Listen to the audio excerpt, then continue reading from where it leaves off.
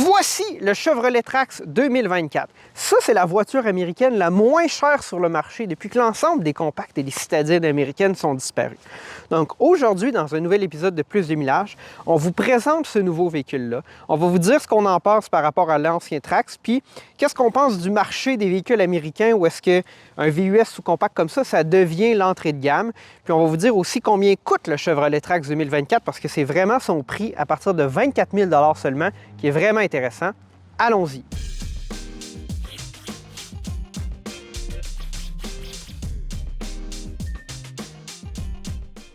Au cours des dernières années, GM nous a habitués à nous offrir quand même quelques voitures compactes et citadines, la Chevrolet Spark et la Chevrolet Cruze, qui étaient des véhicules relativement corrects. Leur motorisation n'était pas nécessairement très fiable. Il y a eu beaucoup de problèmes au niveau des moteurs, des transmissions avec le 1.4 litres, le 1.4 litres turbo. Mais bon, ça, c'est du passé. La Cruze et la Spark sont disparues du marché. Puis d'ailleurs, la Spark, elle était souvent affichée avec un prix alléchant de 10 000 $, mais finalement, quand on ajoutait la transmission automatique, là, le prix augmentait de près de 5 000 $, 6 000 $, puis ça devenait complètement quelque chose de différent. D'ailleurs, si vous avez une Spark manuelle de base à 10 000 $, je serais bien intéressé d'en essayer une un jour pour présenter ce que c'était. Donc, le Trax, ça devient l'entrée de gamme chez GM. Chez Ford, on a éliminé aussi l'ensemble des voitures compactes et citadines. Chez Chrysler ou Stellantis, plutôt, bien là, si on regarde en fait dans l'inventaire de concessionnaires, là, les moins chers véhicules qu'on peut aller chercher, c'est un Jeep Compass aux environs de 45 000 $. Mais le Trax arrive avec un prix vraiment agressif, 24 000 $. D'ailleurs, à la fin de l'épisode, dans la conclusion, on va vous dire combien ça coûte par mois si on le loue, si on l'achète, la version qu'on a aujourd'hui, le 2RS ou la version de base. Donc, restez avec nous jusque-là. À l'avant, le look du Chevrolet Trax est vraiment immensément mieux réussi que celui de son prédécesseur. L'ancien Trax, honnêtement, il était laid. Bon, on va se le dire, c'était vraiment pas un beau véhicule, c'était pas un véhicule intéressant. Il n'y a pas non plus eu un si grand succès, mais la version Buick, le Buick encore, lui, a connu au Québec un succès que je m'explique difficilement, mais chapeau à GM d'avoir réussi ça. D'ailleurs, je crois qu'il y a une version Buick d'un véhicule sur la même plateforme que celui-ci. Sous le capot, on a un moteur 1.2 litres turbo puis une transmission 6 vitesses. Au niveau de la performance, il faut se le dire, c'est vraiment pas performant, c'est vraiment un groupe motopropulseur très de base qui a sa place dans une voiture sous-compacte ou un VUS sous-compact comme celui-là. Mais c'est ce qui nous permet d'arriver avec un prix vraiment agressif. Puis en fait, honnêtement, je préfère quand même qu'on ait mis un petit moteur 1.2 litres turbo avec un peu de couple, plutôt que d'aller, par exemple, vers une motorisation qui aurait été un petit peu plus grosse, 1.6 litres, mais aspiration naturelle comme dans le Nissan Kicks. De profil, on a un véhicule, encore une fois, qui est beaucoup plus intéressant que son prédécesseur. Je vais vous mettre une image à l'écran. La version qu'on essaie aujourd'hui, c'est un modèle 2RS, donc qui est équipé de roues d'alliage de 19 pouces. Son coût est d'environ 31 000 $, mais quand on va vers les versions de base, bien là, on a accès à des roues d'acier avec des beaux enjoliveurs. Je ne dirais pas que c'est un véhicule qui ressemble, mais on pourrait dire que dans ses inspirations, probablement que le Infiniti QX30, qui était basé sur le Mercedes GLA, lui ressemble un peu. Je ne dirais pas qu'il se ressemble, mais dans ma tête, ça vient me chercher un peu avec les mêmes éléments de style. C'est vraiment réussi au niveau du look. Pour un véhicule de ce prix-là, on n'a pas l'impression qu'on conduit la voiture américaine la moins chère sur le marché. Nous sommes maintenant à l'arrière du Chevrolet Trax 2024. Donc, vous remarquerez peut-être que notre voiture est immatriculée en Nouvelle-Écosse. Si vous vous demandez pourquoi, c'est parce que c'est un véhicule de presse de GM Canada. Donc, on remercie nos contacts chez GM qui nous ont prêté ce véhicule-là pour la semaine. Il y a toujours des surprises. Je me demande toujours d'où ils vont arriver. Celui-ci arrive de la Nouvelle-Écosse. Donc, à l'arrière, on a évidemment un haillon on va s'attendre à avoir un volume de coffre similaire à celui d'une voiture compacte, sous-compacte, évidemment. Et ce haillon est évidemment à commande manuelle, donc il n'y a pas de bouton sur la télécommande pour ouvrir le coffre. Il faut faire ça soi-même et vous savez que j'apprécie toujours ça. Bon, ouvrons notre coffre. On a un espace de coffre en fait là, qui est très raisonnable, donc c'est ce à quoi on peut s'attendre pour un VUS sous-compact, mais c'est plus gros là, que le coffre de beaucoup de voitures sous-compactes. Donc, c'est vraiment un coffre là, qui est très raisonnable, qui est plus volumineux que celui d'une berline compacte, certainement. Et on a quand même un bon espace de rangement sous le coffre avec un pneu de secours aussi. J'ajouterais aussi que la roue de secours du Chevrolet Trax, c'est ce qu'on appelle des fois un lifesaver, là, où c'est en fait une roue de plus petit diamètre que les autres roues. Puis, c'est quand même atypique sur un VUS, mais ça s'explique en fait par le fait que toutes les variantes du Chevrolet Trax sont à traction avant. Il n'y a aucune variante à traction intégrale. Normalement, on trouverait un pneu plein diamètre dans un VUS à traction intégrale ou une version traction intégrale est disponible, mais ce n'est pas le cas ici. Tous les Chevrolet Trax sont à traction. Je suis maintenant à l'intérieur du Chevrolet Trax 2024. Il faut se rappeler qu'on a la version 2RS ici, qui est la plus luxueuse. Il y a une seule autre version à un prix similaire, et c'est la version Active, qui a plus un look hors route. Mais évidemment, il s'agit d'un véhicule à traction avant, donc vous pouvez en tirer vos conclusions. Au niveau de l'intérieur, ce qu'on voit, c'est que le style vraiment est là. Donc, je trouve ça vraiment super bien, ce qu'on a réussi à faire dans un véhicule de ce prix-là. C'est quand même un véhicule de 31 000 $. Ça reste de très loin moins dispendieux que l'offre des autres constructeurs américains.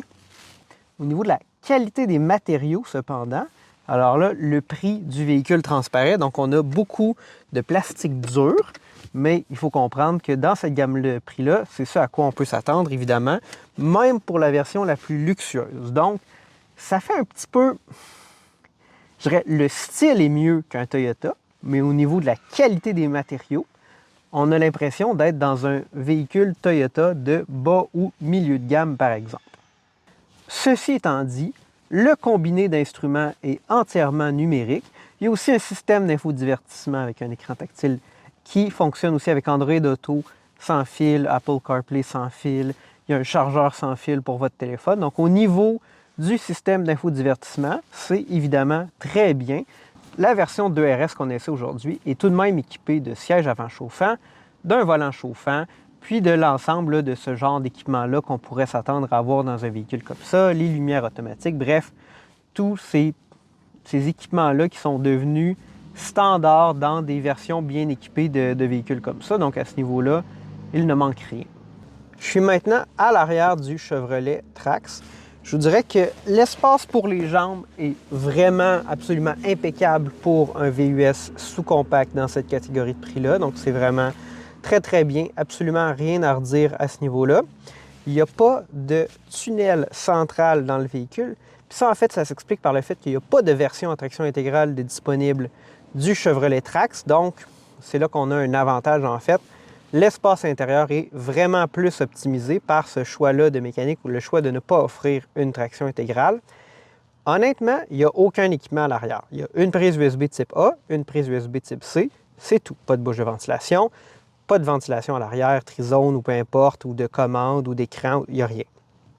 Mais c'est très acceptable dans un véhicule dans cette catégorie de prix-là. Vous pouvez très bien avoir 2 enfants ou asseoir 2 adultes à l'arrière sans aucun problème. La place au centre, bon, on n'a pas les pieds relevés parce qu'il n'y a pas de tunnel. Elle est quand même peu large. Ça reste un véhicule assez petit. Mais en général, là, on ne pourrait pas s'attendre à mieux. C'est vraiment impeccable. C'est ce à quoi on peut s'attendre dans cette catégorie de prix-là. J'ai aucun commentaire, ni particulièrement positif, ni négatif. C'est vraiment adéquat. J'ai quand même noté une patente aigugus particulière.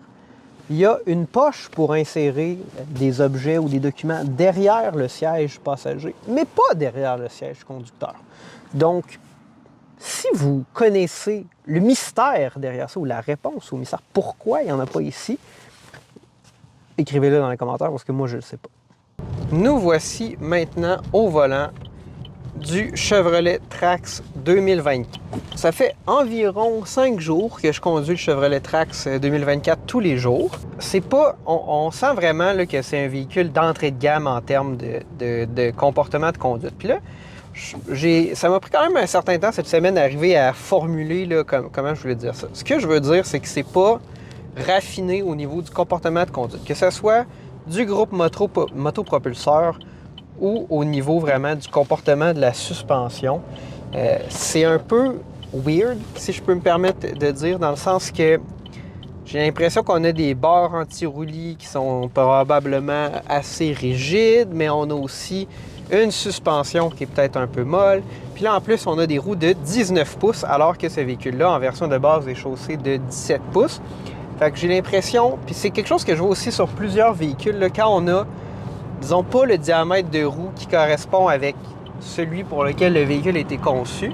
Puis ça peut aller dans un sens comme dans l'autre. Hein. Des fois, ça donne des comportements un peu bizarres. Par exemple, un Nissan Rogue chaussé de 19 pouces, c'est un comportement routier qui est très très bien. Puis quand on essaie la version de base en 17, on a un comportement routier un peu bizarre. Peut-être que c'est le cas ici, Ça reste une plateforme là, qui provient de l'étranger, qui n'est pas faite aux États-Unis, qui est assez petite, qui est faite pour fabriquer des véhicules assez peu dispendieux. Donc, je pense que probablement que les roues de 17 pouces nous donnent un comportement un peu plus approprié parce que là, j'ai pas l'impression que les pneus travaillent comme on s'y attendrait.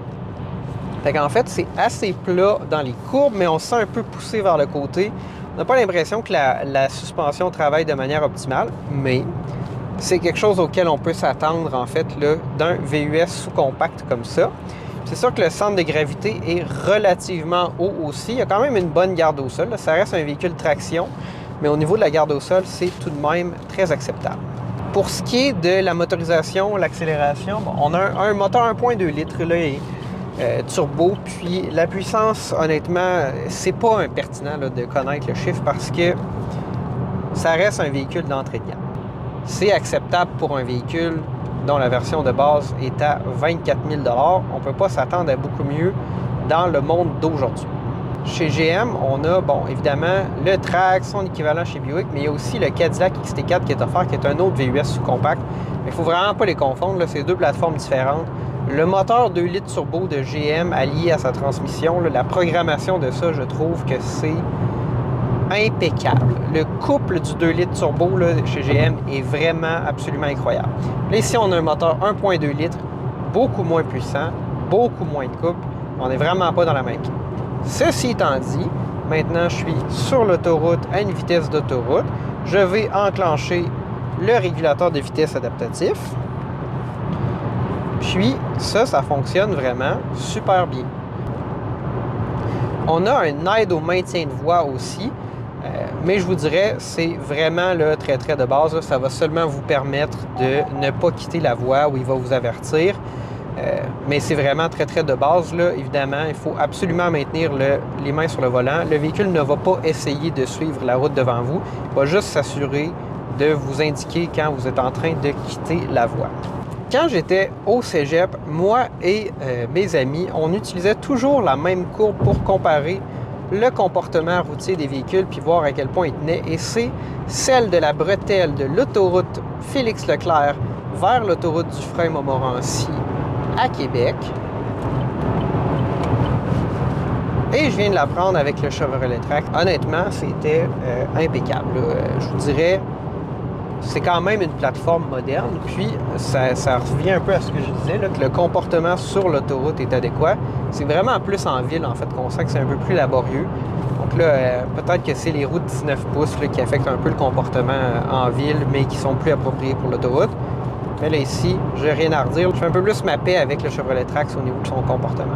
Nous voici maintenant arrivés à la conclusion de notre essai du Chevrolet Trax 2024, le véhicule américain le moins cher sur le marché.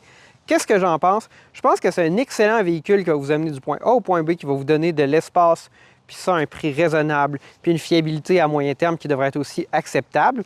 Puis on vous a parlé de prix au début de l'épisode, donc je vais respecter ma promesse de vous dire combien ça coûte un Chevrolet Trax 2024.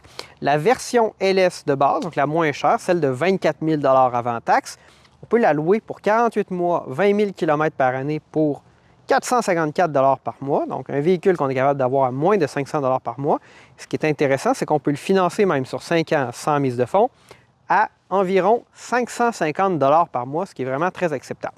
Si on monte pour un modèle plus équipé comme le 2RS qu'on a aujourd'hui, la location 48 mois, 20 000 km par année, c'est environ 551 $ si je me souviens bien. Et au financement, ce véhicule-là, 60 mois, environ 700 $.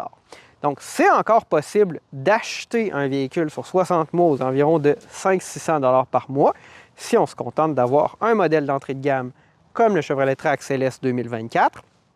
Donc, honnêtement, est-ce qu'on le recommande? Oui. Cependant, GM offre aussi un autre VUS sous-compact que j'aimerais vraiment bien essayer, le Cadillac XT4 2024. J'avais vraiment adoré le XT4 2023, mais il ne faut pas les confondre. Il n'est absolument pas sur la même plateforme que le Chevrolet Trax. C'est vraiment un véhicule qui est supérieur à tous les niveaux. Donc, j'ai vraiment hâte d'essayer le XT4 2024. On n'est vraiment pas dans la même catégorie. Donc, il ne faut pas se leurrer. Ce véhicule-là, il est sur une plateforme en soi qui est moins chère, qui en offre moins, mais à un prix super raisonnable. Puis définitivement, on vous le recommande.